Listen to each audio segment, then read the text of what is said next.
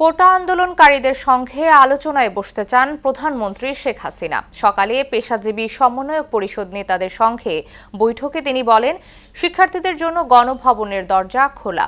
আটক ছাত্রদের মুক্তির নির্দেশ দেওয়ার পাশাপাশি পেনশন স্কিম প্রত্যয় বাতিলেরও ঘোষণা দেন প্রধানমন্ত্রী। আরও জানাচ্ছেন নাসির উদ্দিন। শনিবার সকালে নিজ বাসভবনে পেশাজীবী সমন্বয় পরিষদের কেন্দ্রীয় নেতাদের সঙ্গে বৈঠকে বসেন প্রধানমন্ত্রী শেখ হাসিনা। কোনো সংঘাত চান না উল্লেখ করে কোটা সংস্কার আন্দোলনকারীদের সঙ্গে আলোচনায় বসার আগ্রহ প্রকাশ করেন তিনি। তারা যদি এখনো আসতে চায়, কথা বলতে চায়, আমি তাদের সাথে কথা বলতে চাই, তাদের কথা শুনতে চাই, তাদের দাবি কি কি বাকি আছে আমি এটা শুনতে চাই, এবং যেটা আমাদের সাধ্যমতো সেটা আমি পূরণ করতে চাই। আমি এই সংঘাত চাই না। আমি কখনোই আমার দরজা বন্ধ করিনি। গণভবনের দরজা খোলা।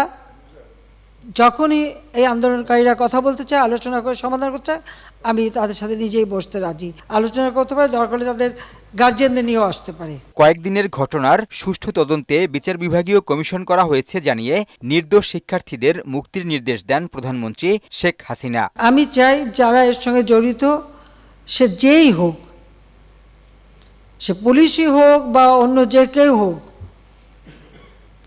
যারা অস্ত্রধারী, যারা এই ধরনের ঘটনা ঘটায়, তাদের সকলেরই তদন্ত হোক, বিচার হোক। রংপুরে একটা ঘটনা ঘটেছে, যে পুলিশ দায়ী সেই পুলিশকে সাসপেন্ড করা হয়েছে এবং তার বিরুদ্ধে তদন্ত হচ্ছে এবং তার বিচার হবে।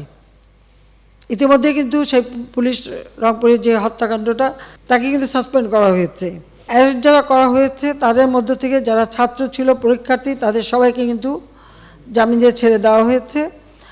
আর সাথে সাথে আমি এটাও নির্দেশ দিয়েছি যে এর ভিতরে যারা নিরীহ আছে তাদের সবাইকে, এবং ছাত্র যারা একেবারে খুনের সাথে জড়িত না বা এই সমস্ত ধ্বংসাত্মক কাজের সাথে জড়িত না, তাদেরকে মুক্তি দেওয়া শুরু করবে, এবং সেটা শুরু হয়ে যাচ্ছে।